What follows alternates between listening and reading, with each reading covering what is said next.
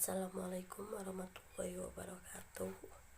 Perkenalkan, nama saya Rika Rahayu dari program studi pendidikan guru sekolah dasar Universitas Nusa Putra tahun 2019.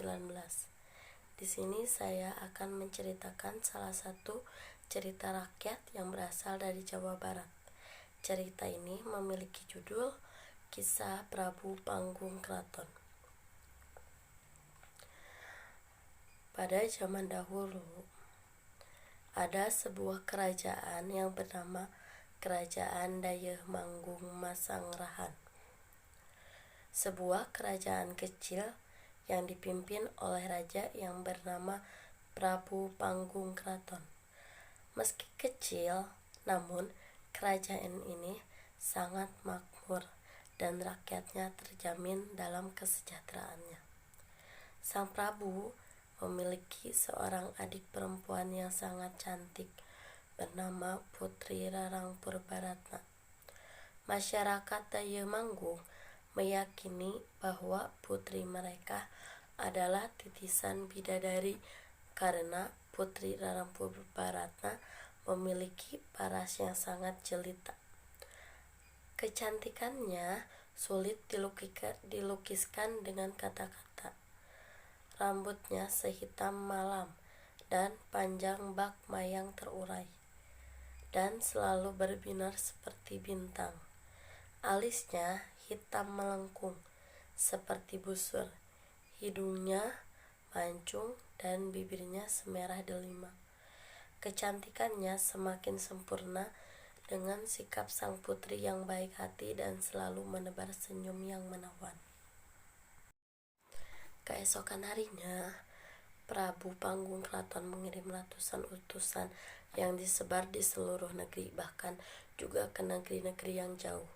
Maka tidak berapa lama halaman istana sudah dipenuhi ribuan pemuda, bahkan pria-pria tua yang ingin mengikuti sayembara. Sayang, tidak satupun dari mereka yang bisa memecahkan teka-teki tersebut. Beberapa hari kemudian, banyak raja-raja dari tetangga yang sudah mendengar mengenai kabar kecantikan Putri Rarang Purbaratna mulai berdatangan, namun mereka juga gagal. Salah satu seorang raja yang juga gagal bernama Prabu Gajah Manggala dari kerajaan Kuta Genggelang. Prabu Gajah Manggala sangat kecewa dengan kegagalannya. Dia bersumpah akan menyerang kerajaan Dayeuh Manggung jika suatu hari nanti Putri Rarang Purbaratna menemukan jodohnya.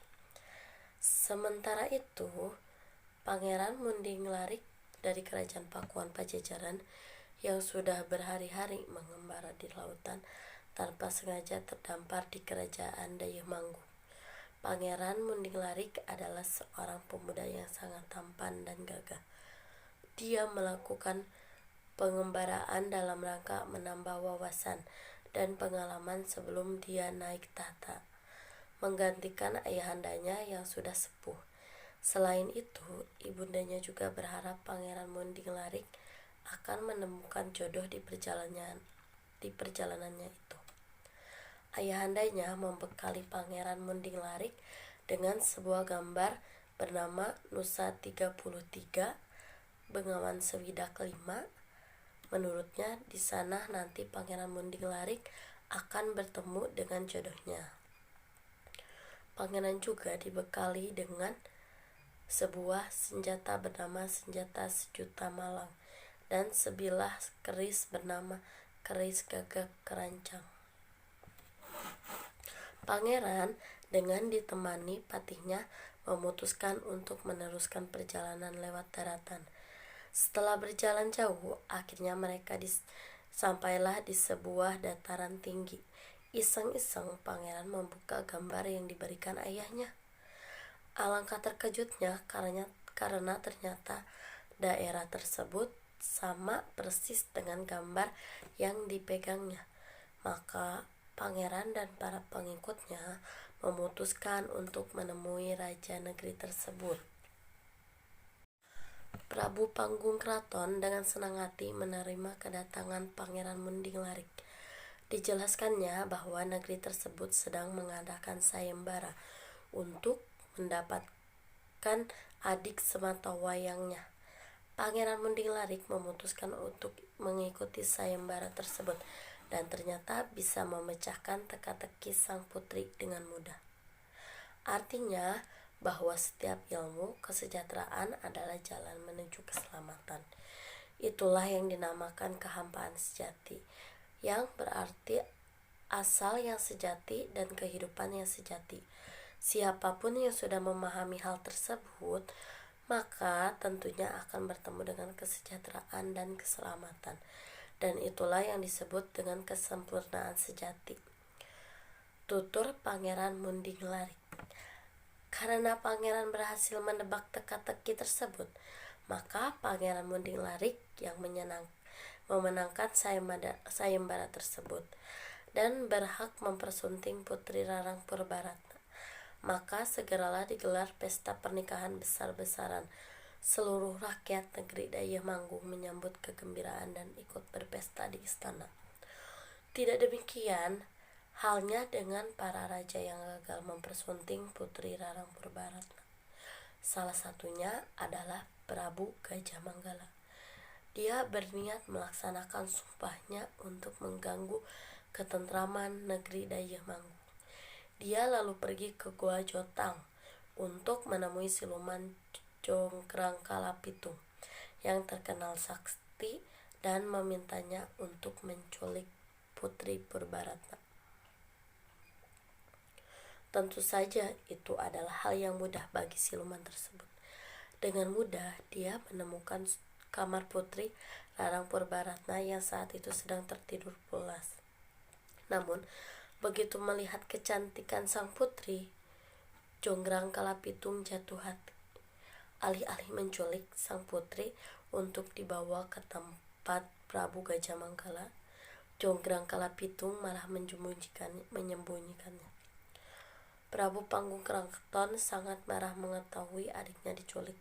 Dia mengutus patihnya untuk menemui Prabu Gajah Manggala yang diyakini sebagai dalang penculikan adiknya. Namun patihnya malah menemui ajal di tangan Prabu Gajah Manggala. Maka Prabu Panggung Kraton memutuskan untuk menghadapinya sendiri. Maka berangkatlah ia ke negeri Kutamanggala. Saat bertemu, mereka pun bertarung. Keduanya sama-sama sakti. Berbagai jurus dan ilmu mereka keluarkan. Akhirnya menjelang sore, Prabu Gajah Manggala yang sudah kelelahan dapat dikalahkan oleh Prabu Panggung Kraton. Dengan ketakutan, Prabu Gajah Manggala memohon ampun dan berjanji akan mengembalikan Putri Rarang Purbaratna. Maka dia pun segera menemui Jonggrangkalapitung dan membawa kembali Putri Rarang Purbaratna ke negerinya. Namun rupanya Jonggrangkalapitung yang sudah jatuh hati masih menyimpan rasa sukanya kepada Putri Rarang Purbaratna.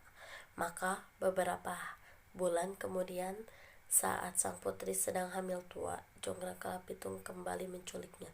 Namun di perjalanan Putri Rarang Purbaratna melahirkan bayi kembar, sehingga Jonggrangkalapitung memutuskan untuk merubah dirinya menjadi ular besar, lalu menelan sang putri dan meninggalkan bayi kembarnya di tengah hutan. Prabu Panggung Kraton yang menyusul menemukan kedua bayi kembar. Ajaib sekali, meski masih bayi, mereka sudah bisa berlari-lari, sehingga sang Prabu pun maklum bahwa mereka bukan bayi sembarangan.